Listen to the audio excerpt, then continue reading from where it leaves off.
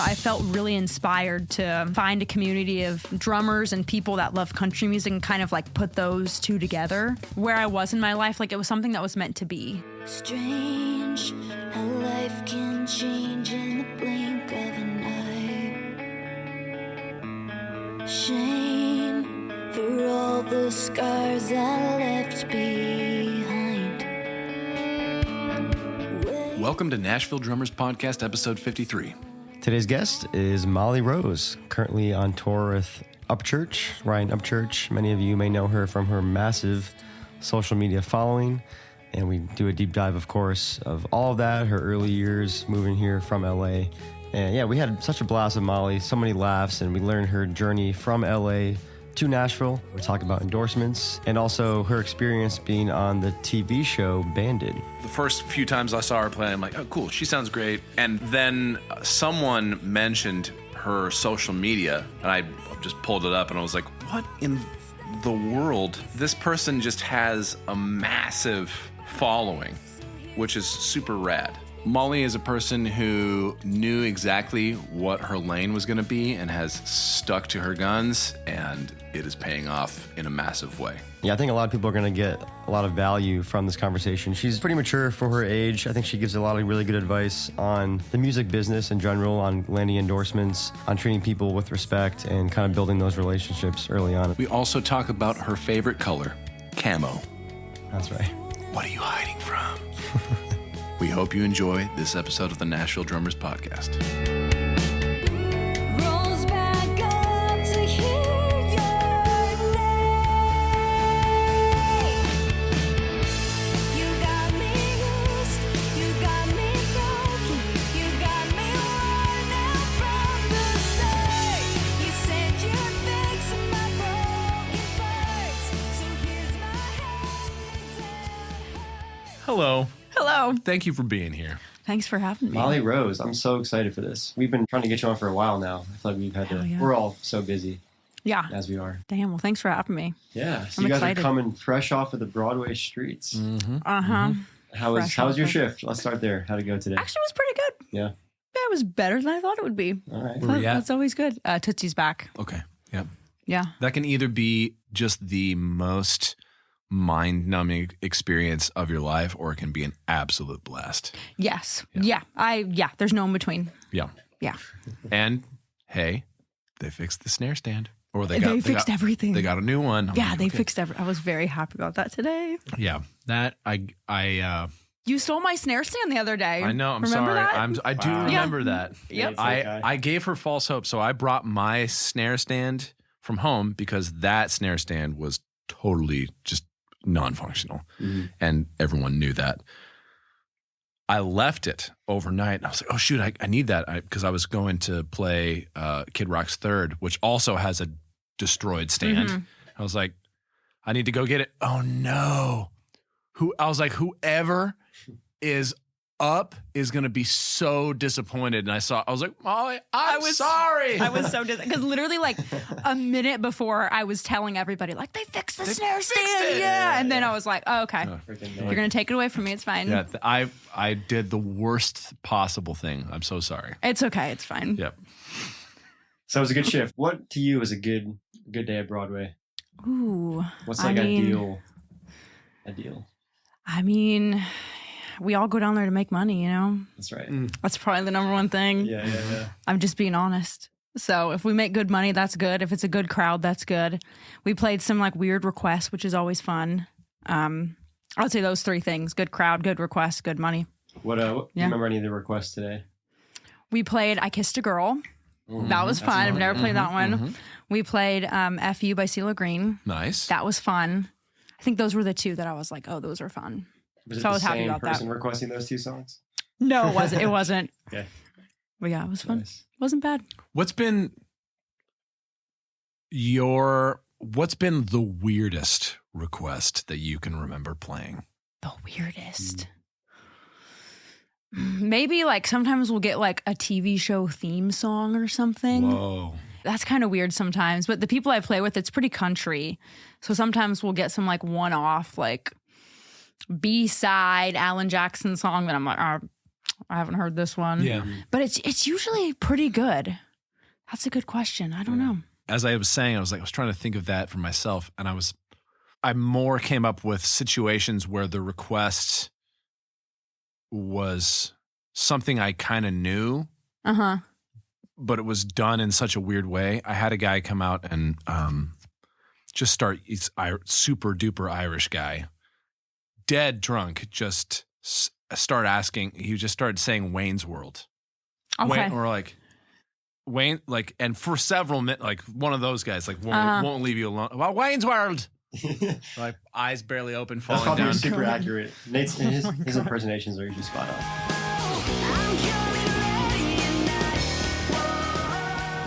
So you're relatively new to Nashville, right? Under 2 years? Yeah, I think I moved here 2 years in like October Wow. of this year. Yeah, and you're one of these. There's always some people that catch our attention of people that just like move here and just immediately start grinding and like find their way. Yeah. Which is inspiring, and that's what I want to talk to you about and Hell yeah. your journey, That's what awesome. you're up to. That's cool. So where Sweet. should we start? So where did you move from? What were you up to before Nashville? So I'm from Northern California, and I lived. You're from Redding, right? Yes. Okay, Wait, where are you from? Vacaville. No shit.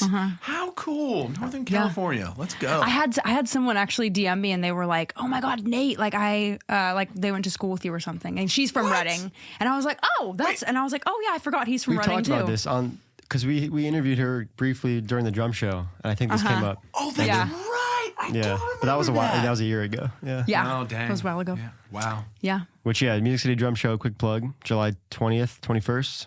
Let's go. Get your tickets now. Your tickets. We'll be there. We'll be there. I'll be there, and Dan will be there, and yeah. then sometimes me and Dan will be there. We'll figure it out. Yep. Nice. Yeah, so I'm from NorCal, Vacaville. And then when I was graduated from high school, and then I went to college for 2 years in NorCal. And then I transferred to Musicians Institute in Hollywood, California. And I went there for 3 years. Cool. And then I moved straight from there to Nashville after I graduated. What was Musicians Institute like? I've heard of, like, I think a lot of people have heard of that place, but yeah, what was that like? I know people have mixed experiences if you talk to different people, but I loved it. Yeah. I think for where I was in my life and what I needed, like, I knew that I wanted to take drumming to the next level. So the structure really helped me. And I did the bachelor program there. So it was pretty intense. I know that they do like the certificates and the associates, which are kind of, I don't exactly know. I get mixed reviews from people about those, but I know like the bachelor program was very tight knit. Like it was a lot of, there was only a couple people in my classes. And I really liked it. I think it helped me focus and like hone in and really take it serious. Like I was forced to like, okay, like you actually have to practice like every day, all day, or like you're gonna like get yelled at in class tomorrow, and like asked to leave. Yeah. So it was cool. I like that And you're that paying for structure that, of so it. that probably helps, And right? you're paying, when you're paying for it. So And I feel like there are a lot of people out there who would just say there's no need at all for music school. Blah, you can make that argument, but there are people who benefit greatly, and I know I would have been I am one of them. I benefit so much from structure and having a tangible line past which like that I lost or I failed or whatever. Like that's okay. So yeah, next Wednesday at 2 p.m. I have to play this piece in front of these people. Period, and that's what I have to learn it. Like that's You don't really. I mean, we have some of that right now, which is great. But, But that's for all you. There's no need for music school humans out there. Just calm down with your craziness. Not everybody has to go to music school, and not everybody has to not go to music school. Yeah, it doesn't have to be extreme. I think there's definite takeaways from both paths, and it depends on what you want afterwards, or what you're going for in life. Yeah. What was a takeaway for you leaving? I think if I didn't go to music school, I think my life would have been really chaotic, honestly. Because like in the period of time where I was like transitioning, I knew I needed something really serious and something really structured and something really focused. And the takeaways, I mean, the main takeaways I got was just becoming a better, well-versed drummer. And then after that, I was like ready. I was like, okay, like I'm ready to like play, you know, and I'm ready to be kind of put in any situation playing wise. And especially it's weird when you're in a class and you're like, okay, I have to go play this drum solo in front of my teacher and like 10 other drummers. Like that's literally probably the scariest thing I ever will do. Right. Yeah. Like it's super, super scary. Like even more scary than auditioning for like a country artist or something. Like it's scary. Yeah. So I think that really like, it helps you get over it. Because by the time I was like a senior, I was like, yeah, I'm like, okay, let me go up there and play it. Like, and you're not scared at all. You just like do it and it's whatever. But getting to that point of not being scared to do that takes time. Yeah. You know? Yeah. Yeah. That's something you have to inoculate yourself against. Like that. That's like just by exposing yourself to it just over and over and over. There's just some. I guess some people naturally just have that. That's not me. I'm like, me either. I'm like, that's terrifying. That is something that I've had to work very hard. That's not part of my nature at all. So I totally get and identify with that. That's awesome. Yeah. Good for people that are like that. Love that. Yeah. Yes. Yeah. Yeah. Put in the work. It's okay to be scared, but it's not okay to not do it just because you're scared of doing it. Right. Very true. Yep. Yeah. Damn. So before we get to your move to Nashville, let's go into kind of more early years. Okay. Young Molly. Was drums always a constant for you? Like when did that start? Yeah. I remember my parents bought me my first drum set, like, you know, one of those like little like kid ones when I was like 3 I had years that old. too. First act or whatever. Yeah. That was before my first act. It was like even smaller, you know, like one of those really, really tiny ones. Oh, yes. Yeah. Like one of the little play ones. I had one of those, like, there's a picture I posted on Instagram a while ago, like a throwback. It's like a rainbow drum. It's I like, it's love it. one drum. It was adorable. That's awesome. Yeah. I'll show it to you after. Show it to me now. Sorry, Drew. Continue. So yeah, I had that. And then I don't even really know, like, I was 3 years old. So like, I don't, like the drums were just kind of like. You don't remember at 3? Yeah, I know, right? I don't remember. Like the drums were just always kind of there. Like my parents bought me like a first act kit when I was like 5. And then I remember I went to, I think the first time that I remember, like I was like, oh damn, like I want to like do that. Like I want to play the drums. I saw Carrie Underwood when I was like 6 years old. Yeah. At the Dixon Mayfair. And I remember just being mind blown by the music and like the drums and the lights and everything. And then ever since then, I've just played drums like my whole life. Like that's kind of what my whole life revolved I around. just gravitated towards that. Yeah. That's cool. One moment like that after, it may not have been the same if you didn't have one in the house. If there wasn't just something present for you to like kind of mess with, like, hey, here's something you can play with. Yeah. Then you may have gotten to that show and been like, oh, cool. Yeah, Carrie it was a Underwood cool show, right. And then that could have been that. Yeah. It's weird to think about if that just hadn't been a thing of, well, like the seed had already been planted. Here's a thing you can do. It's an option. Oh, some people do it for a living and it looks super fucking cool. Right. Badass. Yeah, exactly. You come from a musical family? A little bit. My dad like plays the trumpet and he was in bands and stuff a little bit. And my mom plays the guitar a little bit, but not super musical. I don't really know why they bought me a drum set. Interesting. It's kind of Good weird. parents, yeah. They supported. Yeah, good parents. I think they're kind of the people where it's like, let's try soccer, let's try baseball, I played all this. We did everything. We had musical instruments, we had all the sports, and it was just kind of like us picking what we wanted to do. Do you have a sport that you had to try that you liked more than the others? Because my parents were kind of the same. They're like, you need to try all these different things. I'm just curious what your answer would be. Well, when I was young, when I was really, really young, I played like soccer, baseball, volleyball. Didn't really like volleyball. basketball I played a little bit and I kind of liked it. And then when I got to high school or a little bit in middle school, I tried golf, and that was on my own. I tried golf on my own. And then I was like captain of the golf team in high school, and I love playing golf. So that was kind of the one sport I ended up picking, but that was kind of on my own accord. We got to connect her with Tavion. Yeah, true. Yeah. A certified golf something. I don't know.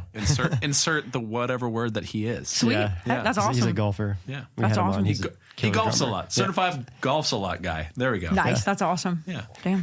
How do you get the perfect Nashville kick drum tone? It starts with a lowboy leather daddy bass drum beater. This leather-faced beater occupies the sonic space between felt and wood beaters. It's punchy enough to cut through the mix on those 4-on-the-floor barn burners with the warmth you need for slow ballads. Okay, but who plays a leather daddy? Garrett Goodwin from Carrie Underwood's band uses one. Lee Bryce drummer Donnie Marple plays a pair. Walk down Broadway any night of the week and you're going to hear one. In Nashville, you can test drive a lowboy beater at Drumbox and grab one at Forks, Drum Supply, or Nelson's. Check out lowboybeaters.com to learn more. Okay, what was your first actual drum set after the first act? After the first act, I had a Pacific. Pacific, okay. PDP. And I think I had like ZBTs, Zildjian. And I had that for, I probably had that up until, I had that for quite a while. I had that, I think, up until maybe like 8th grade. And then I got a GMS kit, and I had that for a long time. And I still have that. And now I have a Mapex. So GMS, we don't hear that too often. No. I actually haven't heard that answer in a long, or actually Ever. on here ever. yeah. It's a beautiful kit. Oh, it's from what's like the the finish? 80s. They make great drums. Yeah. Yeah, it's purple, but like when it's in the light, it's because it's painted. So when it's in the light, it kind of gets like a light purple, and then it like almost looks black when it's in the dark. It's really cool. Kind of like a shirt. Yeah, kind of like my shirt. Favorite color? I would venture to guess. No, camo is. Camo, okay. Yeah, Cool. Camo's my favorite color. you go. But I like purple. I don't know. Yeah. I have so many purple things, but it's not my favorite color. Okay. It's camo. I have camo everything. Why camo? What are you hiding from? What are you stalking? Who are you stalking? The commercial for camo. Sorry. That's if camo was a person. Yeah. What is it about camo? I just love it. I don't know. I have camo everything. Like I have give me. I want a list of the things that you got camoed. half my wardrobe. Okay. All right. What about things that aren't clothing? Do you have camo like wallpaper or camo? Oh, girl, I wish. My girlfriend would not let me do that. I tried. I that was the best response. I was not allowed They to. just got girled. And she's going to hear this. I'm going to say we could have got the camo wallpaper. Yes, she is. Coulda, shoulda. You shoulda. But I'm going to wrap my drums camo. That's the next thing. Okay. So I was like, okay, no wallpaper. We'll do the drums. That'd be Like, really cool. that's fine. That'd be very Nashville. Yeah, it'll be sick. You'll fit in just fine. It'll be cool. Yeah. When you get the camo drums, let us know. And because I can't wait to be like, look, we talked about it, and she got There's it. the Yeah, camo we should do a drums. whole like Eric Pritchard behind the scenes for that or something. Oh, dude, yes. Film it if you want. We'll talk about Let's do it, Give yeah. us some early influences, musical influences, or maybe some drummers that Yeah. maybe caught your eye back then. Yeah. I'm definitely, I think I'm kind of the weird musician, the weird drummer. Like people like growing up, I was kind of like the theater kid that wasn't in theater. That's very much how I would describe myself. Like I like watched Glee, like High School Musical, like every musical ever. I knew all the words to. Like I listened to like Justin Bieber. Like I was weird. Okay. Like I wasn't like other drummers, like listening to like AC/DC and stuff. Because my parents, they weren't into like hard rock and that kind of stuff. And I studied like jazz very early on. So like a lot of like Roy Haynes, Max Roach, Steve Gadd, kind of Jojo Mayer is he was probably the first drummer that I really loved. Yeah. Love JoJo. I was always into more drummers like that. And I just like that was the stuff I was into. I don't know. I was always really weird. I felt like I never really fit in with other musicians. Yeah. But, That's cool. Yeah. Yeah. I love JoJo. My favorite JoJo thing was when he's giving the demonstration of his technique, and he's like, Oh my God, I know. You can play it on the practice pad, on a snare drum, on a pillow, or on a pepperoni pizza, and it just does it. Plays on a pepperoni Savage. pizza. I haven't seen that video. Oh, it's great. He's a savage. One of my first JoJo memories is the video of him in New York City, like on the sidewalk doing his breakdown. Oh yeah, Like his famous groove. You know what I'm talking about? Yeah. Yep. That's awesome. Yeah, I had got the sheet music, I think from Tim Buell, or maybe just online. Shout out. I'll just shout out Tim. Let's assume it's Tim. Hey, let's shout him out because why not? Just shout out Tim. Shout out Tim. Nice. That was a good shout out. Yeah, thank you. Appreciate it. All right. Yeah. So I guess, continuing on in the journey here. So, let's fast forward to, why Nashville? What made you you said like you finished school and it was like, okay, I'm ready to do this more professionally. And why come here? What was the motive behind that? I've wanted to move to Nashville since I was like probably like 14 or 15. Oh, wow. Okay. Yeah. So growing up, I play in drums and like marching band and jazz band and all that, doing everything, choir, anything musical. And then when I got into high school, I think I was in 9th grade. I joined a country cover band, and that was my first. I mean, I've always loved country music. That's like the one genre that I love, and that I've that's what I wanted to pursue when I moved to Nashville. And I joined a country cover band, and it was like we'd play Friday through Sunday, kind of like 4-hour gigs, with the Broadway stuff. Yeah, you were doing all the Broadway. same. Yeah, it was, but I was like 15 in high school. Yeah. Yeah.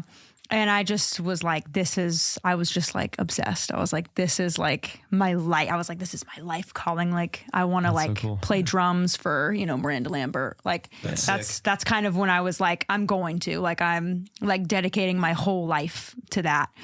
Nice. So throughout high school, I did, the country cover band thing. And especially in Northern California, which surprised people, there's a lot of country music. A ton. I mean, I had gigs 3 times, 4 times a week. And I was with different country bands, there's so much of it. So I was doing that and I was like, oh my God, like I'm obsessed. Like I want to move to Nashville. And when I finished high school, I just was not ready. Like I'm a pretty like, I'm just an anxious girl, like I'm an anxious little girl. So definitely like doing things like anything outside of my comfort zone is just like, it takes a lot, like it takes a lot for me to just do anything that's outside of like my little bubble of people that I'm comfortable with, Yeah. So I went to college for 2 years in Rockland, California, which is like an hour away from where I live. I was I played drums in the choir there. There was like 100-piece choir, like 80-piece choir, and then like 20-piece orchestra, and that was really cool. Pretty grandiose. It was really cool. Yeah. That was probably the one thing I miss about going there is that was something I'll probably never do again, or not for a long time. I don't know. And then I was like, okay, I wasn't ready yet to come to Nashville, but I was like, my life needs to change. Like I need to push myself and like I need to like get to the next step of like getting there. But I was like, I can't go to Nashville yet because I'm not ready to just like dive into that lifestyle yet. Like I'm not ready as a player. I'm not ready especially as a person. I was not ready as a person. So for me, that next step was going to MI. And then I was there for 3 years. And of course I had my ups and downs because when I was there, I really wanted to be in Nashville. Like, I was like, oh my God, like this sucks living in LA. Like, I just want to go to Nashville. Like, you knew where you wanted to go. Yes. You're just like, it's just not yet. I can't go yet. Yeah. I was like, I just can't go yet. What a mature mindset to have. Seriously. In high school. Yeah. I feel like most high school kids would be like, I'm going for it. Like, Yeah. So like, I would have crashed and burned if I would have done that. Yeah. 1,000%. I mean, cause sometimes I'm like looking back, I'm like, oh, like I should have just gone to Nashville, but I don't know. I would have burned. You were taking drum lessons. Did you have mentors throughout those years that were kind of also giving you some guidance on that? Definitely.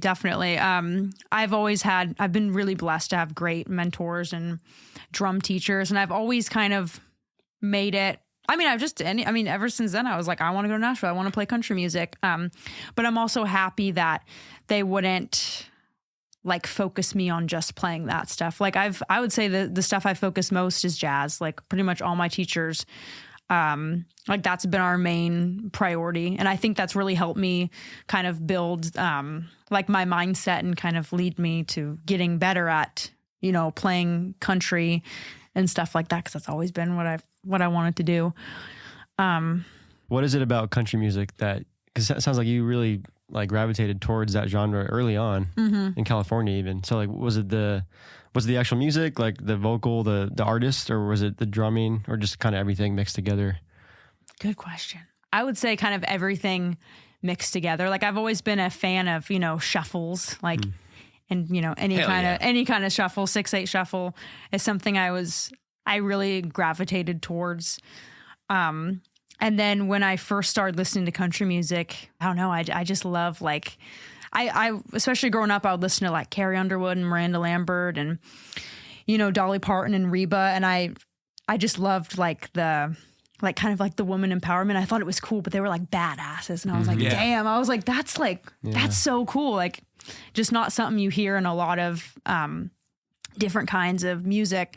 And I liked, you know, kind of like the rock part of it, but also then like making it a shuffle and making it like a train beat and just kind of like mimicking what those drummers would do and trying to just like perfect it. Yeah. So yeah. That's a cool answer. Yeah. That's a great answer.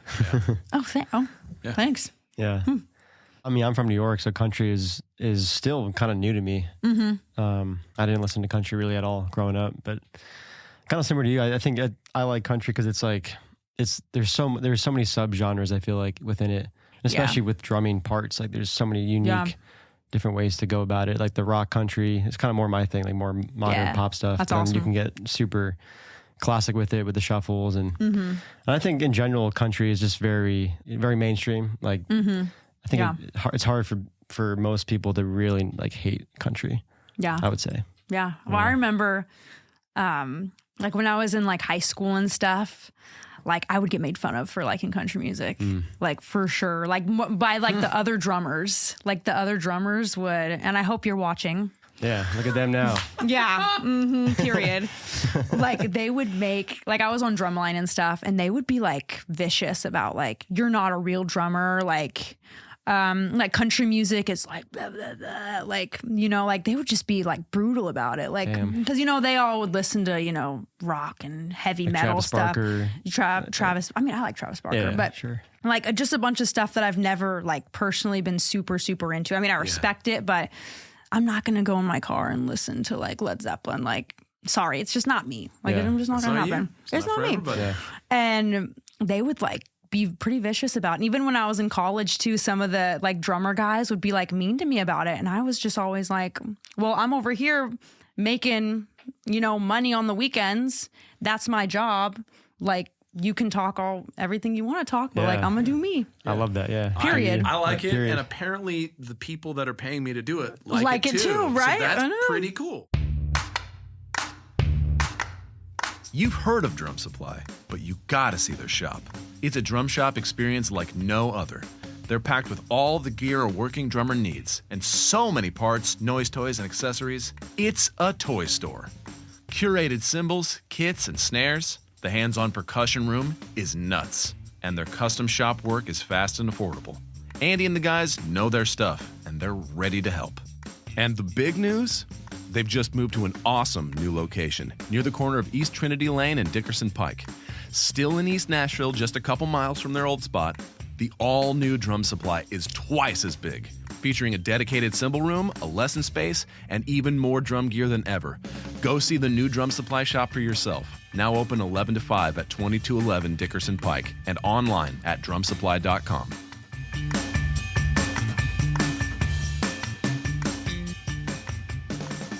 Speaking of your career and maybe telling the, you know, people who would say something along the lines of that's not real music or what's the point of doing that?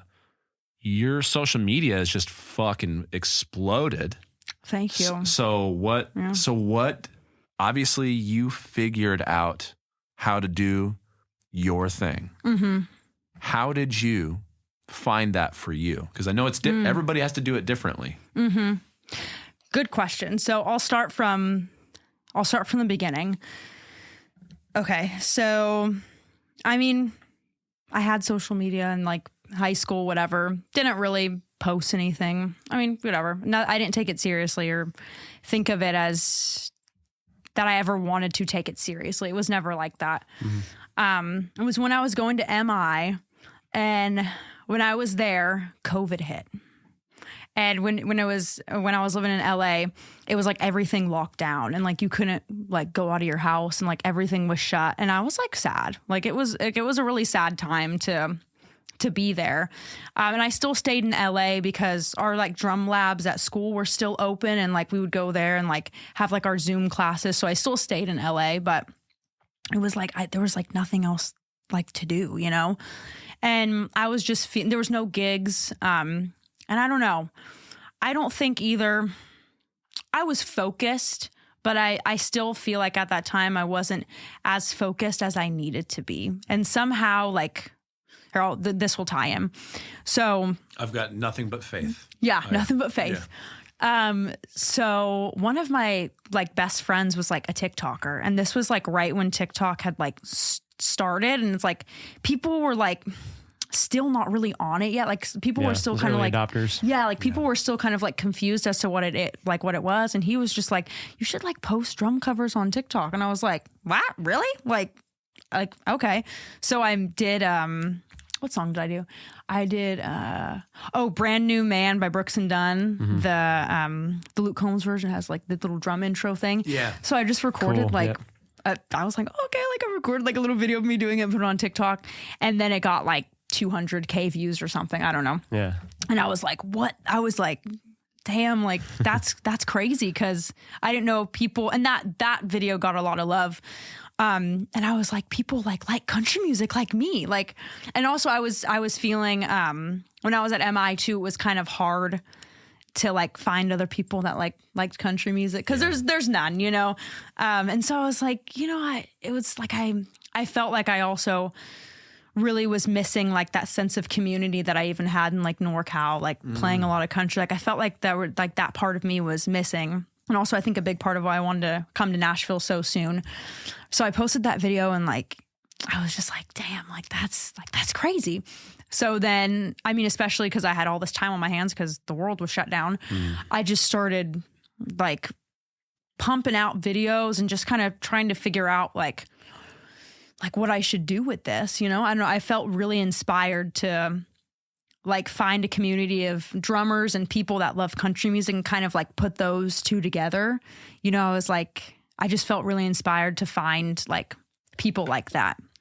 So I just started posting on TikTok, like kind of trying to find my niche. And then I found like, you know, videos that were working, and then kind of just posting different series that I've kind of done throughout my time. And then that went to Instagram, and then Instagram kind of turned into YouTube. And so, but that's kind of where it started. I never really thought it would be like something I cared about or something I would do, but yeah, it's weird. That's wild. So essentially it popped off when you were like, I'm just going to try one thing. Yeah. And it just worked. Yeah. I got really blessed. That's honestly so sick. Yeah. It was something, I think it was where I was in my life. Like it was something that was meant to be. I don't know. It was weird because it was like, I don't know. It opened a lot of doors, and I think it helped me gain like a lot of confidence in myself. Yes, and it should. Yeah. And honestly, if I didn't do like the whole TikTok thing and kind of have that like confidence behind me, I don't know if I would have moved to Nashville, honestly. I don't know. I actually think of that sometimes, because I'm very like, I don't know. I'm very like shy and like to myself. Yeah. And I don't think if I didn't have that confidence of like, okay, like I can do this, like there's other people like me, I think I probably would have just moved home. I don't know. Yeah. I was going to sort of say that next. From what I'm hearing from your story, it's like in high school, like you were confident in who you were, but that was always like the minority, or you weren't like, you were just different. And this was social media was finally this chance for you to be yourself. And then you found this online community. It was like, oh wait, I'm not alone here actually. Yeah. Like that's pretty cool. I'm sure inspiring. Very different together. Yeah. That's cool. Yeah. And you're being humble. I mean, just for perspective, I mean, people should check out her accounts, but you recently hit 100,000 subscribers on YouTube. Yeah. You get the silver plaque, right? Yeah. That's sick. And then That's cool. Instagram, 100,000 followers or something like that? Yeah, Yeah. something like and then that. what are you up Yeah. to at TikTok? Do you know? I think I have like 300K, Yeah. something around there. Right. Not that it's Yeah. all about numbers, but No, those but are that- impressive numbers. Yeah. Thank you. Yeah.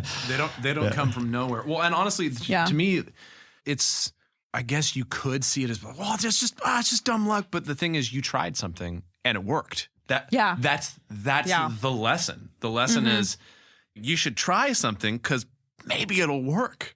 Yeah. And she found her thing. Like, hopefully someday I find my thing, whatever that is. You've got your thing. I have no idea. Well, I want to go a little bit deeper into that too. Like because you have, I really enjoy your style. I guess Thank I'd call you. it a style. And like Yeah. you mentioned the series, but and you're still doing that. So like on Broadway, it's very, what's the word? Like casual stuff. Like, Yeah. drummer drops a stick or like, someone yell. Like it's very like in the moment, like Right. off the cuff stuff. It's not Yeah. super polished. It's just you being you. It's very, you can see Yeah. your personality. Yeah. How intentional have you been with that? Definitely. So like when I first started, I mean, I've tried so many different things, that's what you have to do.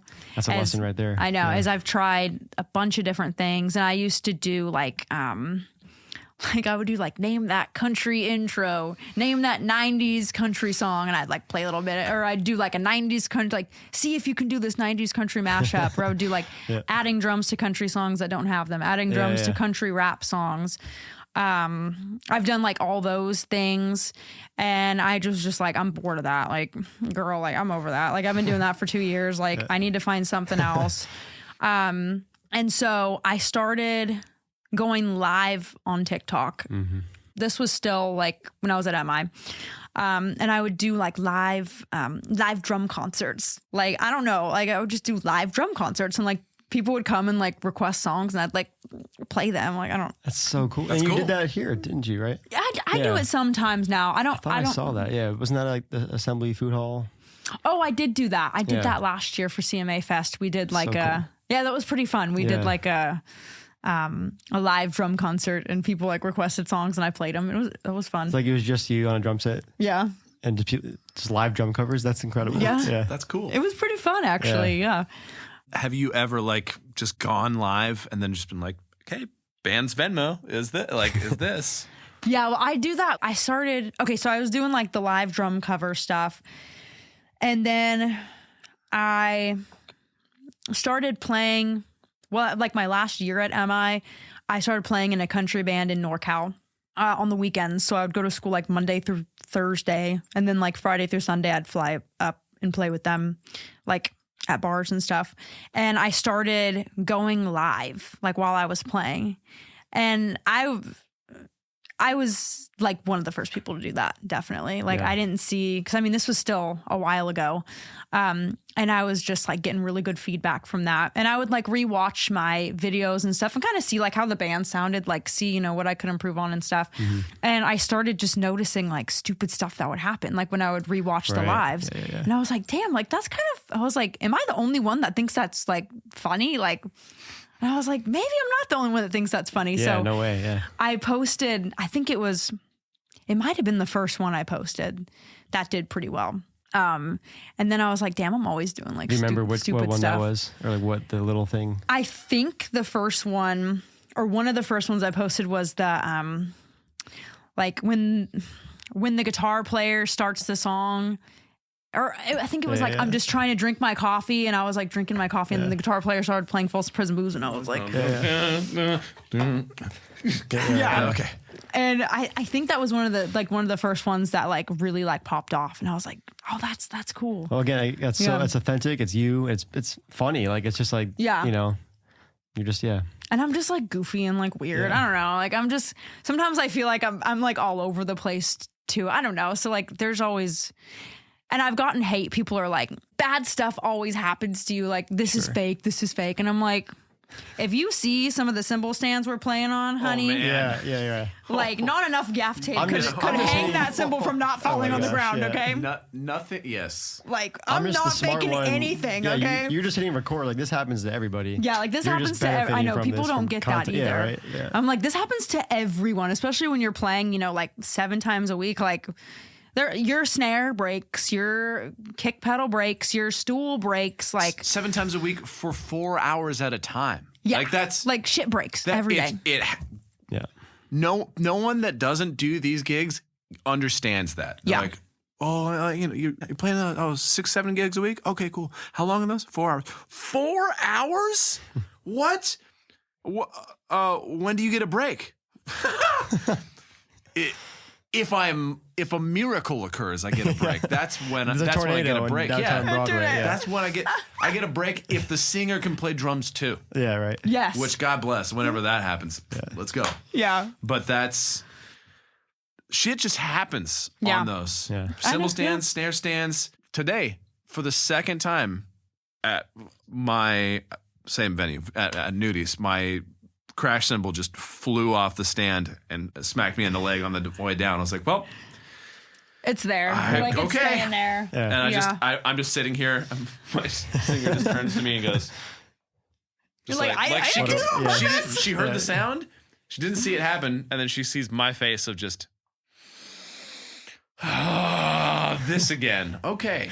And that's where the gear is pretty good over there. Yeah. They're Right, pretty that's a good solid. situation. That that's- still happens, But that's yeah. like, when shit is really broken, you have no idea what you're what you're getting into every Yeah. night. Kick drum's gonna slide. Kick drum slide is my Yeah, that's a tough one. arch nemesis. Yeah. Well, you guys Hmm. have seen the speaking of viral videos like this, where the drummers, I think his in-ear stopped working, so he couldn't hear the click. So the drum tech comes Clay over and Yeah, starts that's singing. sick. Polyphia. Yeah, Yeah, right. that's yeah. sick. And there's a reason Yeah. those videos like go viral because it's legit like Yeah. oh shit moments, and you get Yeah. to see how people react and be professional. And Yeah. sometimes I think there's different like content buckets you would call it. Like, is it Mm-hmm. funny? Is it like oh my god? Is it a wow factor? Mm. So I think it's cool that you've like capitalized on that. Yeah. Like very very niche thing. Yeah. And I still like kind of, I mean, now I've gotten to the point where I just kind of post more of what I want to post. Like, I'm not trying to do like the trends and like kind of the way that I used to do it. And I think especially, I talked about this in like a YouTube video I did, but I'll talk about it a little bit right now. I feel like the way that like TikTok is going is just weird to me. Like, How so? so I mean, I used to do a lot of like paid sounds and stuff, like so an artist will give you, $100 or whatever to use their sound, but it could be something completely different from what I'm doing. It could be, promoting their song. And basically what they're doing on TikTok now is all these big labels and stuff are just paying creators to make their sounds go viral. I'm just like, I've never heard of that. It's just gotten like, it was just getting too weird for me. And all these like, I was just getting asked to do like songs that I was like, this is just a bad song. Like, I don't want to like, I'm like, I don't want be to like, associated with I that. don't want to be like, this is, I'm not like, and I don't even like, I don't know if I don't like it, like, I'm not gonna, put my energy into that and promote something that I don't like. And I don't like how TikTok has become so like run by all that big stuff. And so that's why I took a step back from it and kind of just was like, I'm just going to post what I want to post. I'm not going to do, all this paid stuff like everybody else is doing, on social media and TikTok. Like, I'm going to post what I want to post. And if I like something, I'll promote it. I'll, do a YouTube video about it. But like just the short content has just gotten so like people are obsessed with it. And I'm just like, I don't know. I think my time has passed with that. Yeah. So That's cool. yeah. Honestly, that you made huge inroads by doing that and finding the trends, following the tropes or whatever you want to call it, and then now you're in a position which is awesome to just go, cool. I'm just gonna put the stuff out there that I think is fun to share and not like bullshit. I don't have to play anybody's game, really. Yeah. That's fantastic.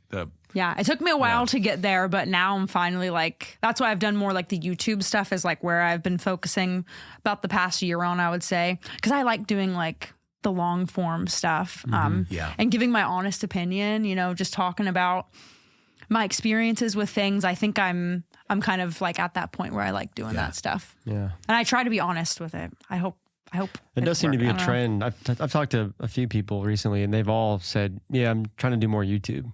Yeah. Right. It's almost like awesome. It's coming we've back. become so It's coming inundated back, with TikTok and reels and shorts. It's like, no, I want meaningful content. Yeah. Yeah. You know what I mean? Yeah. How have you handled the pressure? You've hit this like these big milestones, you know, and you've have a lot of subscribers and the pressure to continue to put out content on a daily or weekly basis and keep things fresh. Good question. I think it's hard to, you know, keep things kind of like original and keep people's attention, but I kind of like to like flip flop. So I do like vlogs, like I'll do tour vlogs or like when I did this TV show, I vlogged that whole thing. I do covers. I do kind of like sit downs and where I talk about things. I do, like more product review stuff. So I just kind of try and like juggle those and kind of just like go back and forth. So it's not like I put out 5 review videos this month. I put out 5 vlogs. I put out 5 drum covers. And I think kind of switching between those, at least for me, it just kind of keeps me more excited about it than just doing one thing. Yeah. Totally. Yeah. You have to change things up. Yeah. So you mentioned this TV show that was Banded, right? Mm-hmm. Yeah. Talk to us about that. What is that and how did you get on the TV show? That's pretty wild. That was okay. So that was a crazy experience. So graduated from college. I pretty much just like moved to Nashville. Like I had to sell like all my furniture to like get my pod, like to like get my stuff here. Like I had to sell my espresso machine, which I was thinking about the other day. No. I know. I was thinking about her the other day. R.I.P. But I came here and I was like, I didn't really know anyone. I didn't know like where to start, like what to do really. So I was here for about 2 months. And I was thankfully, like I was blessed that I got in on Broadway as fast as I did. And then I got a call for this TV show that was being filmed in Mount Juliet. And I was just like, I really didn't have much else going on. And so I kind of just like took a leap of faith and I was like, okay. So basically it was a TV show that it was their first season. It's kind of a new concept. And it was, I think 25 musicians. We lived in like this mansion, like this huge mansion on the lake in Mount Juliet. It was pretty cool. Yeah. And Sick. yeah, it was Sounds sick. Already, that's just It was- great premise. I get to stay here. Yeah. Fantastic. You don't even have to put me on TV. It's fine. Right. Yeah, it was actually really cool. It's sad that it was really cool. And I'm really sad they didn't get the recognition it deserved, but we'll get to that. Yeah. So 25 musicians, 5 of each instrument. We all randomly get put into bands. So I get put into like a pop punk band. Like that's kind of like what our thing was. And we had a songwriter whose name is Wendy Starland, and she produced and created Lady Gaga. Oh, wow. So she's amazing. We got very lucky that we got her. Yep. Wild. So, and basically for 2 months, we wrote songs and recorded them, and then we would play them in front of a panel of judges at the municipal like once a week. And then nobody got sent home though. It was like a growing experience. So like we'd have winners of each week, but nobody would go home kind of thing. But basically my band won, long story short. What did we win? Till this day, I didn't win anything to this day. You get to tell us on the Yeah, podcast. You won. Yeah, we won. But I won. You're the God best damn it. band. Yeah. Yeah. We were supposed to win like a record contract and all this stuff, but it just, insane. I know it was sad that it didn't. Yeah, because I Get the remember like views it seeing deserved. it online, but it didn't seem to really take off because I was like, well, what is this? I didn't. Yeah, that's interesting. Yeah, it was I sad. recently played with this guy Simeon on Broadway. I'm pretty sure he was on. He that was on show. it. Mhm. Yeah, 'cause Yeah, he in a was different- Michael. Yeah, he was in the Michael's- country band, one of the country bands. Very cool. Yeah, he was killer. Yeah, he's a great So did they ever tell musician. you like why they reached out to you or how that came to be? I think they found one of my videos or something. Yeah, I'm sure they were looking for Yeah, some influencers, right? yeah, they were Good just players. yeah. And I live in, and it was convenient because I was I mean, it was really convenient. It was in Mount Juliet. Yeah. So it was like I was already here. So Yeah. that was nice. So, but yeah, I did that for 2 months. And then I went back to Broadway after that. Yeah. Wow. So nothing really came out of that, huh? No, it was Just a really cool weird. It was experience. an amazing experience. It was really cool, but it was weird because like we were like isolated for 2 months. Yeah. And, you know, we were all like hyped up because it was like, I mean, it was a production. Like it was a real, like they put a lot of money into sure, that. They yeah. filmed a whole season of a show. And then being pulled out of that and going back into reality is like really weird. Yeah. It's really, really weird. And then like nothing comes out of it. It's like what it like was like a fever dream. Like it almost feels like it didn't totally. happen. Like Yeah, literally, right? like Yeah. I talk about it and I'm like, did that even happen? Like maybe it didn't. Yeah, you just jumped it for 2 months. Yeah, like man, It's weird because things like that, and it doesn't even have to be like being on TV, but just even when you have, if you just get a job that's really intense that you do for a couple of months, it feels like you did it forever, and simultaneously, a few years later, it feels like it also never happened. yeah. Like that was like this crazy fictional story that I get to tell because Yeah. I thought it up like, no, that's a thing that I did that thing, and it's really weird. That's crazy. Yeah, it's just weird. Yeah. What has been or what have been the more challenging aspects of Nashville life since moving here as a fellow Northern Californian? I think that really like the atmosphere. I mean, I think moving from NorCal to SoCal was a big cultural shock for me because they're very different. Those should be different states. Like they're very different. Should be different They're states. very different. And then moving to Nashville, I was like, okay, this is more like I felt like I fit in more. Like I was like, this is more like my people, like my pace of life. Like I like this. Yeah. I mean, I think that just going from, you know, being a college student, being broke, and like, I mean, just like anyone being on your own, making a living. And then, you know, I mean, I've been on, you know, little tours like here and there, kind of played for little artists, like things didn't work out with them. So just kind of bouncing back and forth between all of that and like figuring out like how to pay your bills and like, where am I gonna like play this week? You know, because it's a very I'm a pretty like, I would say I'm a little bit of like a type A person. Like I like to have everything like planned out, like very scheduled kind of person. And this life is like really chaotic. Yeah, Like, you and I I'm are, not- are similar in that way, and that's not Yeah. this career path, really, right? Yeah, At all. I'm not made like this career path is. I'm not built very well for it. So I think like going to therapy and like Let's go. like really adapt, like figuring out how to adapt to this lifestyle. I think I'm getting better at. But that's definitely been the hardest part. Is just the schedule. I would say, like, Yeah. girl, I don't know, like what I'm gonna do next week. You know, like Right. having so many of those weeks and months, it makes you really anxious and like it's hard. Yeah. Yeah. Okay, when you say type A, how type are we talking? Are we meal prepping every week? Are we Yeah. My meals are planned out. okay? Yeah, they're Okay. planned out. Okay. Yeah. Are we spreadsheeting? Oh, I love a spreadsheet. I love a list, post-it notes. Love that. Planners. I like things written out though, not like on my phone because that's just I like it like written out. Yeah, the phone's cool, but there's something about physically writing it on paper. I think it does lock it in. It makes it mean more, and I think that's because it's harder to do. Yeah. I really do think that there's an element of that that's just literally because I can do it in an instant on my phone. Just I can type very quickly. But all right, well, if I want to write the same thing, it'll probably take me like 50% longer or more. Yeah. I don't know. And like you retain it better. I don't know. Yeah. Interesting. Hey drummers, do you need a place in Nashville to practice on actual drums? Drumbox is Nashville's newest drum practice studio. Book sessions online and get the space to yourself. It's fully equipped with 2 kits, cymbals, hardware, and even sticks are provided. 30-minute, 1-hour, and 2-hour sessions are available at www.drumbox.space and use the coupon code NDP25 for 25% off your first session.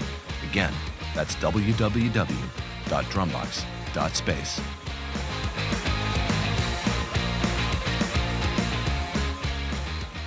So you leave this mansion TV show, you're back on normal Nashville Broadway life, and you said you've done a few smaller tours, but you recently landed a pretty bigger, like, more stable tour, right? Mm-hmm. With a country artist? Yeah. Yeah, tell us about that. Yeah. So that was pretty crazy.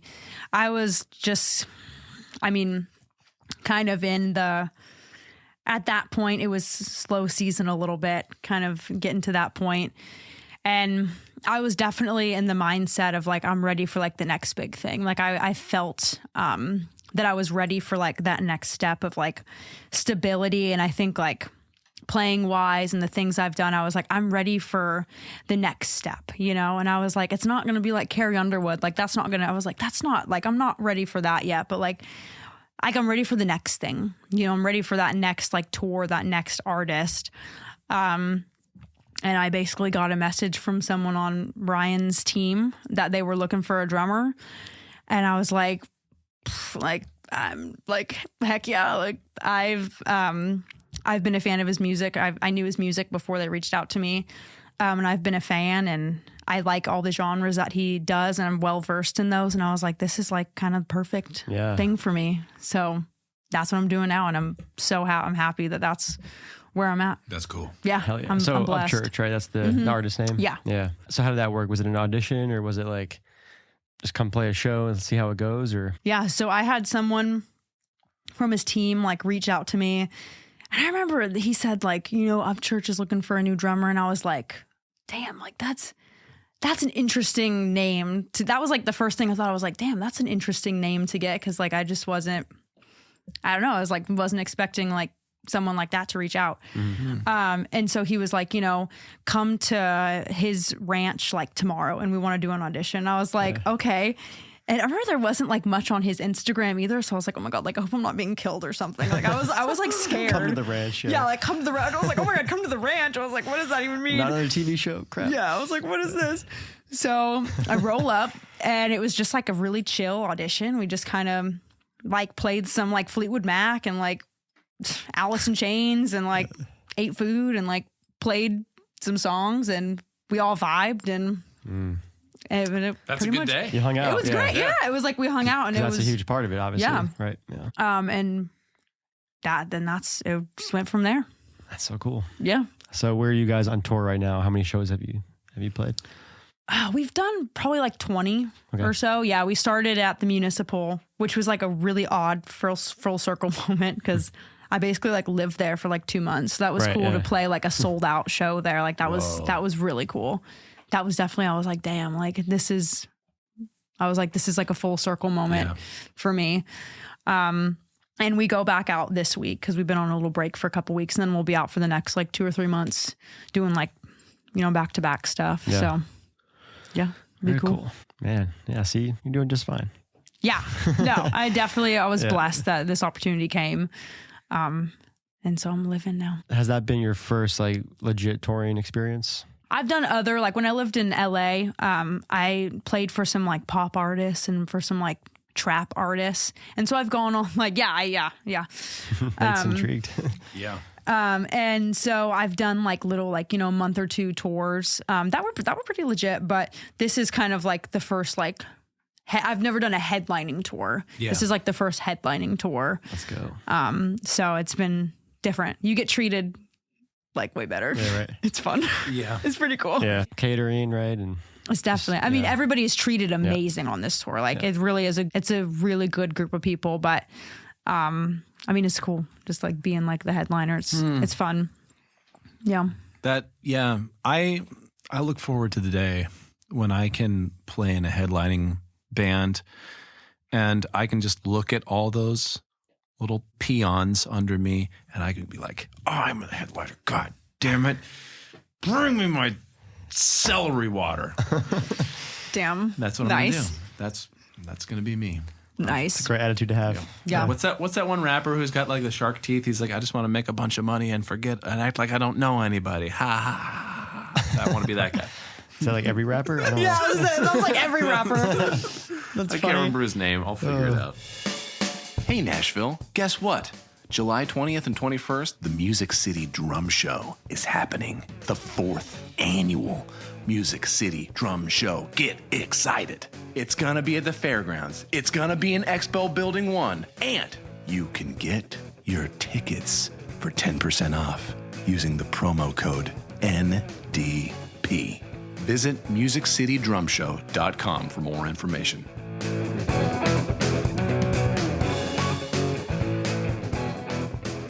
Okay, we haven't talked any like drum stuff. That's a good segue. I mean, what's your gear setup? What are you rocking? Yeah, I got Peisty. I've been with them for a long time. Okay. I use Vader. Let's see. I have all Mapex hardware, Mapex kit. What snare are you rocking? The atomizer. Okay. Atomizer. Never heard of that. It's I have dyslexia. I don't know how to speak half the time, but that's how you say it. I think. Sounds right to me. Yeah. I picked up the Chris Adler. I think it's called the Warbird. Is that the one with the eagle on it? Yes. Oh, that's sick. That's sick. That drum sound. It's like I've never heard a 12-inch snare sound so huge. Really? Okay, I think that's why I didn't buy it, because it was 12 inches. I was like, but I'll buy it now. For a 12, I was like, unbelievable. Really? Okay. Wow. Like, I'm sold. it's still a 12. Like, Right. don't get me wrong, but like it was way more body than I was expecting. I was super impressed. I saw a guy playing one downtown. I was like, what snare is that? And he was like, I felt like he didn't want to tell me. He was like, I think it's like the Chris Adler or whatever. Yeah. You're like, I can literally go home and Google this right now. Hey man, don't make me take pictures of it because I'll do it. Yeah, weird. But yeah, I went to Forks and they had one and I was like, fuck yeah, That's what's this sick. about? And I tuned it nice. up. Bam, got it. Wow. Okay, I'm sold. I'm gonna get one now, because I've thought about getting it, because it's like Nate's it's an sick. influencer. I did a little recording session here and I put it as the side snare and yeah. Nice. We call it the party snare. Okay. Yeah. Yeah, it does sound good. Oh, love it. So any other endorsements? So you said Peisty, Vader. Vader, Mapex, Big Fat Snare Drum, Simpad. Nice. MXL mics. Cool. Do you have a think that's towel it. endorsement yet?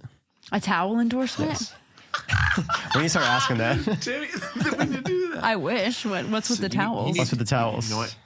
The towel business is strong. Perfect dampening system, the towel, has always been incomplete without the use of magnets to hold it onto your drum. Yo. But now, Oh. thanks to Timmy Miller, You need to record that for his. Wait, that's I'm sick. totally His going to do ad, that. or- Timmy, I love you. I Yeah. love your towels. He created tune towels, and it's a towel, and it has magnets on On the every corner. on the Okay. Yeah, ends it's of genius. You can get them at Drum Supply. I think Is all the that the drum one shops for the here. snare drums? Yeah, Yeah, you or can put- anything. can put- Toms. They're great. Yeah. That's awesome. it's I think been- I've actually seen those. Yeah. They're It's- green. Yeah. They have a cool, It's fun logo. super convenient. I'm a million I have some in my percent sold backpack. on I'll it. show them to you after. Yeah. Oh, Yeah. I love a Yeah. towel. So Everyone needs to be using the ultimate dampening system, the tune towel. Dude, that was great. that's sick. Damn. Beautiful. Slay. How have you approached endorsements? We can talk about that briefly. Is that something that has been also like a goal of yours, or did that just sort of come naturally with some of the social media notoriety? Yeah. So my first endorsement ever was Regal Tip. Slay Regal Tip. R.I.P. Actually, R.I.P. Regal Tip. More like that. Are they gone? Slay Regal They're Tip. That's gone. the best thing I've heard all day. Gone. They're gone. They're bye-bye. But how will I ever get the Alex Van Halen drumsticks again? Did you ever play those? I have a bunch of I might have some. I can look for you. I might. I'm not gonna promise. I might have some. It's so weird that I you might would have bring some. them up because I was thinking about them today. I was Okay, like, yeah. He had that stupid 17-inch drumstick. It's like, what? Who? That's incredible. Anyway, Yeah. Regal Tip. Was that like carbon fiber in them? What was the deal? What was that dot? I never knew what that was. It doesn't run through the whole thing. So like if you break this stick, there's nothing there. Okay. I think it's just to add like a little bit of weight in the back, but it is some metal, but it only goes like maybe that much. It's not very long. All right. Yeah. So it's not there for like religious purposes. No. Yeah. But Good question. yeah, good question. So But then you switched to Vader. I switched to Vader, but I think Fucking out of business. I got with Regal Tip because I did how did I get that? Oh, I did Hit Like a Girl Okay. when nice. I was like Yeah. 14 or something. I got like 3rd place. Sick. Yeah, very So cool. Yeah. I Just casual. I've got like 3rd place. Oh, that's fucking sick. Come on, let's go. Let's lean into that. Yeah, I got 3rd place Then I in a won the competition bandit that show, the so whole that's world is true. allowed Yeah. to enter. That's pretty cool. yeah, so that was cool. And I met them at NAMM. I met Regal Tip, and they were all really cool people. Like they Yeah. were really nice. Is and Joe, right? yeah, Clado? yeah, mhm. Yeah, the owner. Yeah. Yeah.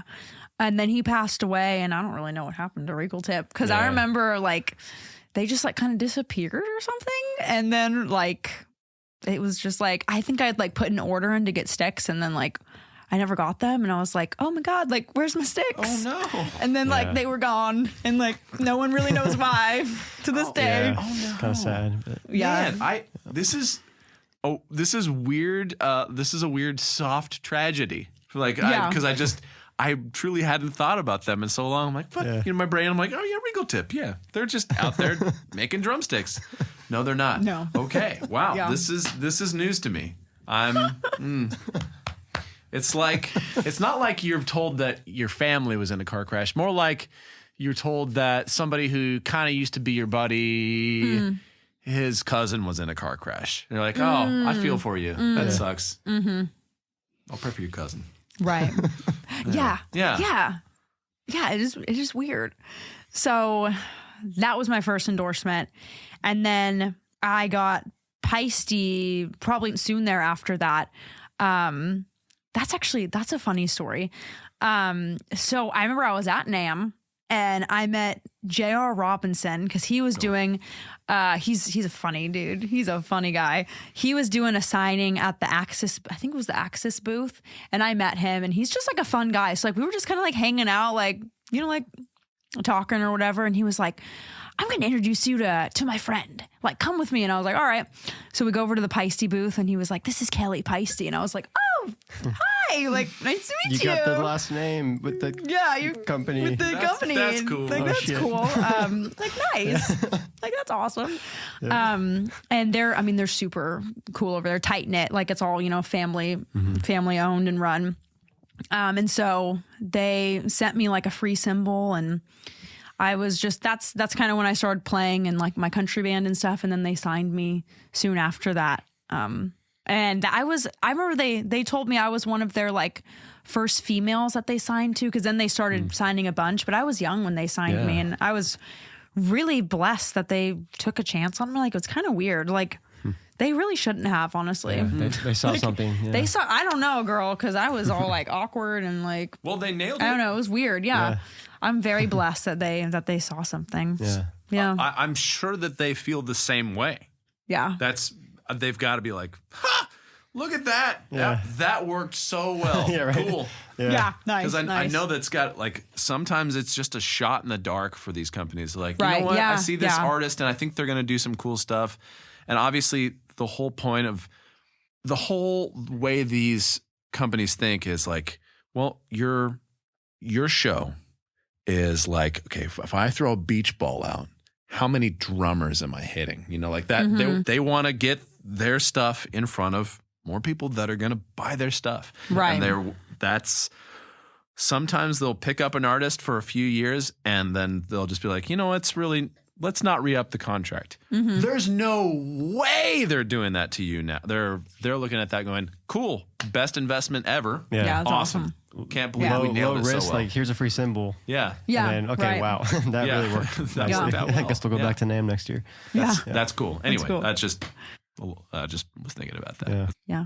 And then I got with Vader, which is awesome because I've always been a big Vader fan. So I was blessed that I met them. Someone introduced me to Chad.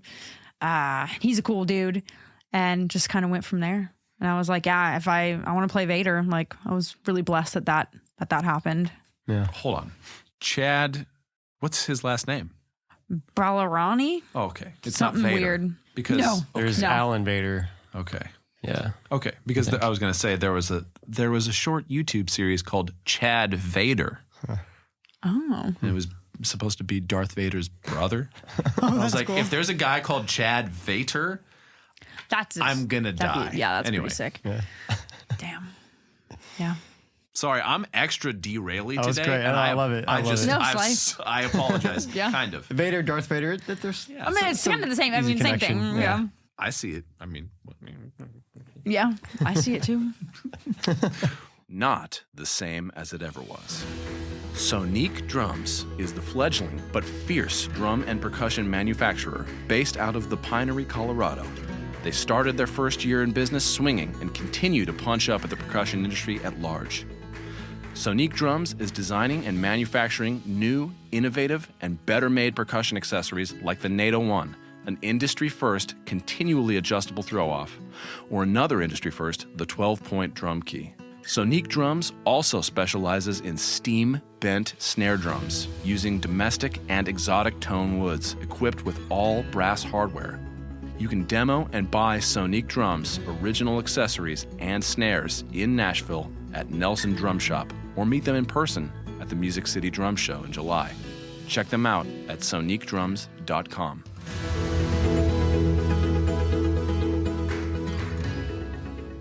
endorsements. Advice for younger drummers trying to do that as well.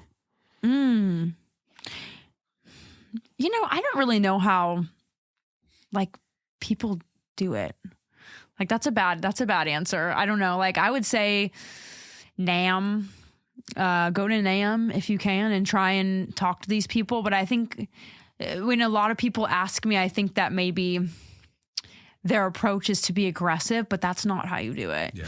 It's a very it's a very I've never, met any of these people and was like, oh, I want an endorsement. It was just like, have someone introduce you, or introduce yourself in a way that's like, you're a drummer and, ask questions about their product. Cause that's really what they care about is like actually, and actually like the product. I'm with Peisty because their cymbals are amazing. Like they're handcrafted in You actually have to Switzerland. like it, yeah. They're amazing. Like that's why I'm with them, So actually number one, care about the product and don't just take something because you want to. And like with Mapex, I held out for Mapex for a while because I had been approached by other companies and I was like, no, I don't like your drums. Sorry.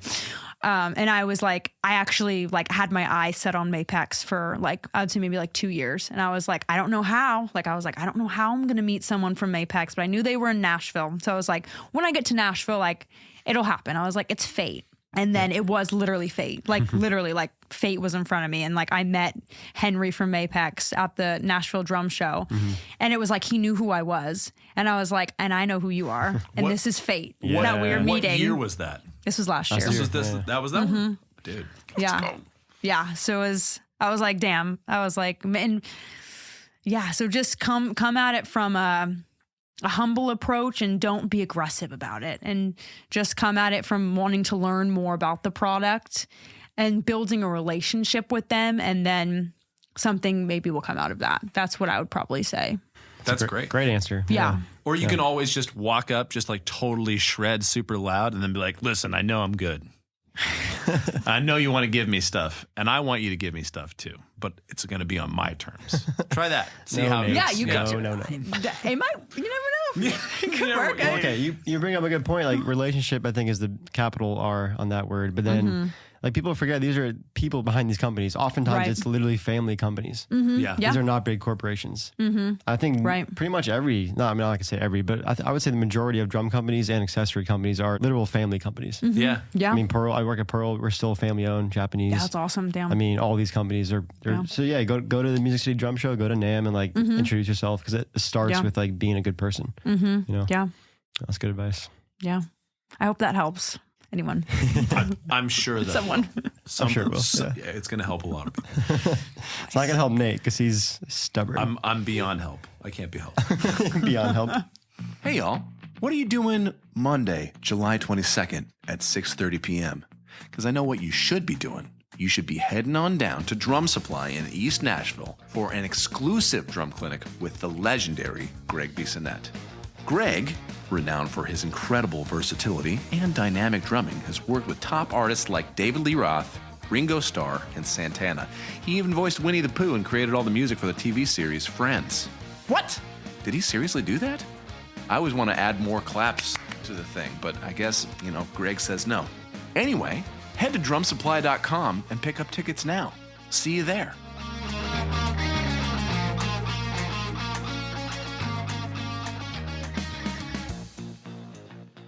What's your favorite noodle? Oh, I saw this on Instagram like yesterday. So you've had time to prepare. Yeah. I actually haven't prepared, but my favorite noodle. Foolish! You knew that I would ask this question, and yet you don't know the noodle that you want most. Probably a ramen noodle. Ramen? Okay. I mean, I love me a top ramen, cup of There you ramen. go. Okay, just like a straight up, like you do the cup? Like Oh, yeah. that's what, okay. All right. Like the microwave ones. All I mean, right. any ramen. Pho. I'm a big pho girl. Okay. Yeah. Pho rips. Pho does rip. It really does. You ever had something called capon? What is that? It's this it's another noodle dish. It's Okay. What would you call it?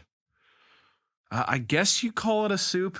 My wife is Hmong, Okay. and her mom makes it, and it's unbelievable. If you ever get a chance to try it, give it a shot. It's nice. It's like really spicy. They put basil and a bunch of like cabbage and stuff in it. It's delicious. I love soup and noodles. Yep. So Okay. that sounds amazing. Ramen. Cool. Yeah. All right. Give us some Nashville food spots or coffee. Ooh, I'm a big coffee girl. I like Barista Parlor. Don't come at me. We won't. There's nothing wrong with that. Yeah. I like Dose. Yeah. I was there today. Elixir. Oh, what's this new one I like? I had a bad experience with Elixir. Oh, gosh. Oh. I had a bad experience Well, with I usually Elixir. just go there because it's right there on the. I know. It's right I know. down the corner. And it's like it was just my very, very first time ever going in there, and I walked in like right before closing, and I'm a very polite person. I'm never rude to anybody in customer service or what. Because I did that. Like I was a barista. Like I'm not gonna nice. That's be, awesome. You were a hot be dog dick. barista. Yeah, dude. That too. But I was like, hey, could I get a pour over? Is it too late for a pour over? And the girl behind the counter was like, it's 10 minutes before closing. I was like, oh, you can just say, yeah, it's too Yeah, late. You don't have to be like an asshole to me. Like, Yeah. I'm not trying. Yeah. I was like, okay, bye. And I just left. I'm like, I'm not. But the coffees, they have that they have that one cold brew. It's like I want to say it's like Vietnamese cold brew or something. Like it's some other style. They're like, oh, we brew it like this. Bomb. Yeah. I liked it. It was What's pretty good. your coffee order? Depends. If I go to Starbucks, it's always just the brown sugar milkshake and espresso, which basic, but I get that like every day. Nice. But if I go to a coffee shop, just like a oat milk latte, iced always.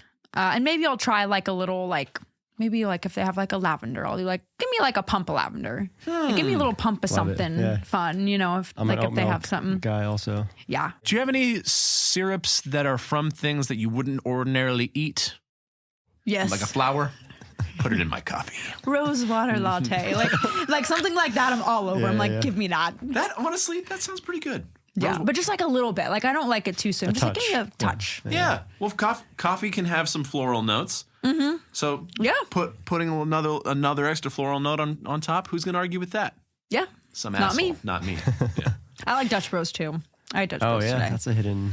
I will usually get a large Golden Eagle iced with oat milk, half sweet, sugar free. That's what I usually It's a get. mouthful.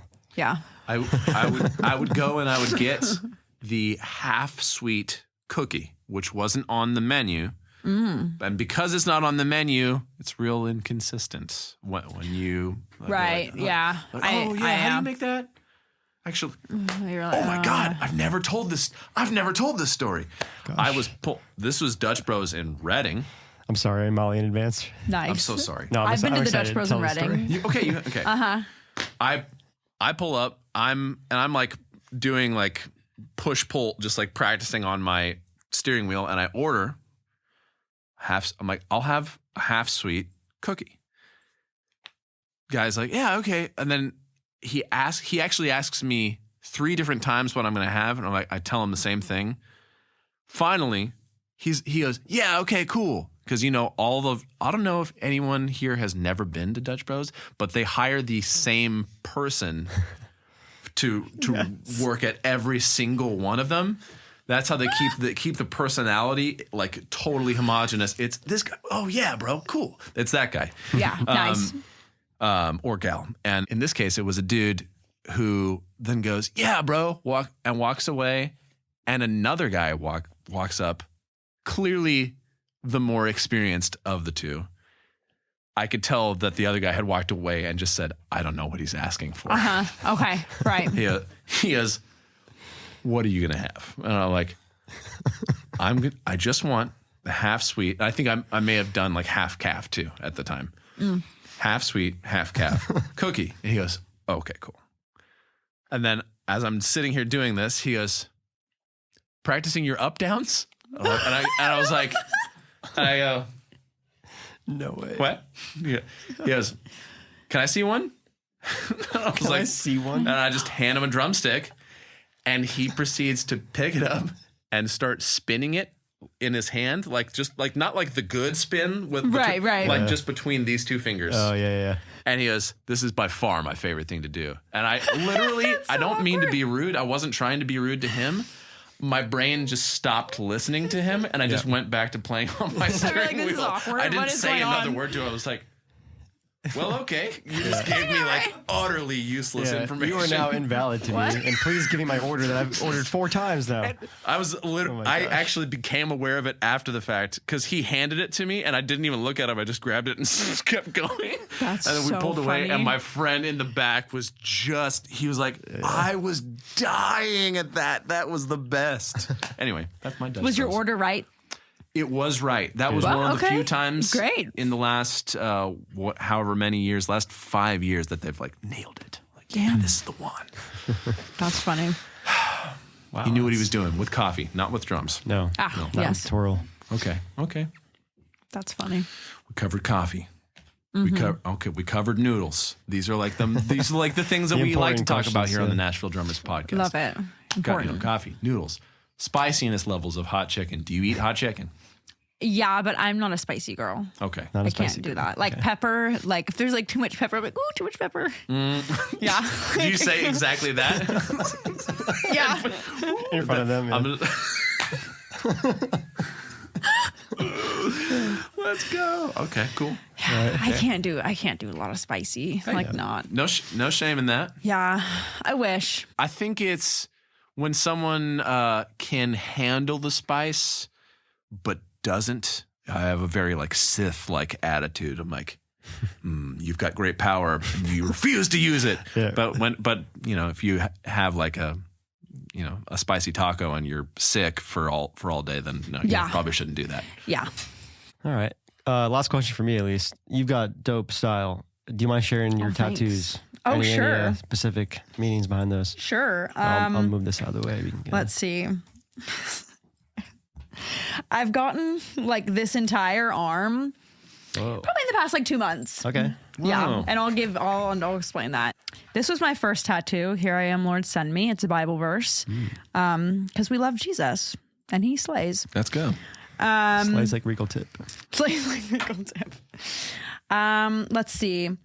I have Lover. I'm a huge, I can't believe we're going to talk about this. I'm a huge Swiftie.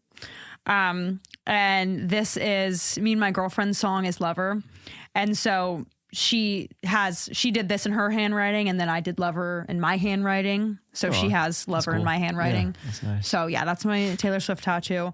And then I have on my knees, I have Tortured Poets from Taylor Swift's That like newest just album. came out. Yeah. Yeah, I got it like Yo. the day after. Incredible. Getting Yeah. sentimental about something that just came out. Let's go. Let's Yeah, go. it was like That's commitment, life changing. yeah. Like I heard, yeah, I mean, I just, What is it about it? I feel like the phrase. I mean, because I heard like Tortured Poet for like they were promoting it and like when it came out, and the first time I ever heard that like Tortured Poet, like Tortured Poet's form, but like Tortured Poet, I was like, wow, like that's me. Like I sound like such a sad boy. I was like, wow, like that's me. Like I'm such a tortured poet. Like That was amazing. Like, I don't know, just as musicians, like, Yeah. I feel like we are like almost tortured by our craft in some cases. Like, Oh, we absolutely are. like we absolutely are. And like when I heard that, I was like, damn, like like I've never heard something that I like resonate with more. So I have Tortured Poets. Let's see. This is my Brooks and Dunn tattoo, Cowgirls Don't Cry. It's like my favorite song of all time. That's sick. I'm obviously a huge Brooks and Dunn fan. Yeah, I would think. Shout out Brook and Duns. Brooks and Dunn. Brooke and Duns. And this song just like makes me cry every time I hear it. Yeah. I got this a couple days ago. It's just like a traditional that's heart with great. a dagger. This is a traditional Sailor Jerry fish. Let's see. Oh, this is my deer antlers. This was the first tattoo my girlfriend did on me because she's a tattoo artist. that's cool. So that's why I have tattoos. Yeah. And I just came to her one day. We'd been dating for like a year, and I was like, I want like cool tattoos. And she was like, okay. And I had like no tattoos. Like I had this and this like little horseshoe that I got. And I was like, I want cool tattoos. And she was like, okay. Like, oh, like we'll do it. And I was like, okay. And then we did like 2 days later, we did this like traditional eagle fighting a snake and with like a rose and the Oh, that's barbed sick. wire. And then I have like just a little horse back there, born free. Yeah. So Very yeah, cool. Let's go. That's Yeah. cool. I'm lucky. Yeah. So That's dope. yeah. Once I find the right tattoo artist and once I earn it, I'm going to just get straight littered with tattoos. It's going to Yeah. be awesome. Littered. I can't wait. There you go. Damn. Cool. Well, thanks for sharing. You're welcome. Yeah. Any final questions for Molly here? Let me think. If the Earth's rotation is truly slowing down year by year, and if the days get hotter because we have just longer days, longer in the sun, Is this an SAT question? how many Jolly Ranchers does it take to get to the top of the Empire State Building? A lot. You're correct. Where would you like people to follow you? Oh, thank God. We can all drink. Yeah. I'm just thinking of the big bowls of Jolly Ranchers they have at Soundcheck. Yeah. Yeah. It's huge, yeah. They- just stack all those up and maybe Why do they have these giant bowls of Jolly Ranchers at Soundcheck? I have no clue. God bless them, though. Yes. God bless those Jolly Ranchers. But you can follow me. Let's see. My Instagram and YouTube is at Molly Rose Drums. And my TikTok is Country Drummer Girl. That's it. Country drummer girl. I love Yeah. it. Well, thanks for coming on. Yes, This thanks is a y'all for blast having me. getting to- I had a lot of fun. I hope so. It was awesome. Well, so did Yeah. we. Hell Had a yeah. blast. Me too. Yeah, me too. Yeah, me too. Okay, bye. Oh my gosh. Give me Guinness for the hardest grind. God give me no limits, cause limits for people who dreaming part-time. The line cash walk, I kick the same one to the ditch side. We ain't walking and talking, not teleporting rich pines. Grow up paying houses. Thanks for listening to this episode of the Nashville Drummers Podcast. If you liked it, please consider leaving us a review on the Apple Podcast app. Please consider supporting us on Patreon.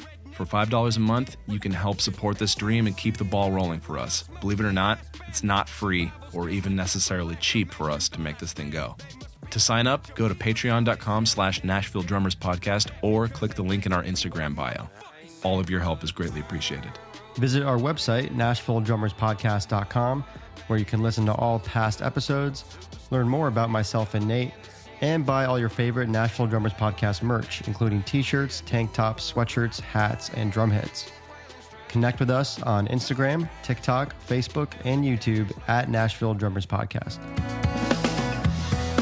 You must call it a breakthrough. This episode of the Nashville Drummers Podcast was recorded at Garden Groove Studios. Tucked away in a private and soundproof studio in East Nashville, Garden Groove was born out of a desire to create a space where musicians, entertainers, teachers, and learners could come together. Garden Groove offers a quiet and relaxed environment for creativity to thrive and grow. Their mission is seated to fostering creativity and collaboration among musicians of all levels. In addition to a state-of-the-art recording space, they also offer a range of events and workshops to inspire and connect the community. Recording, mixing, and mastering services start at just $45 an hour, and professional audio engineering services available for an additional $25 an hour. and exclusive discounts for newsletter subscribers, 25% off your first session when you subscribe. Visit garden-groove.com to learn more and book a session. That's garden-groove.com. Thank you for listening, and we'll see you in the next episode.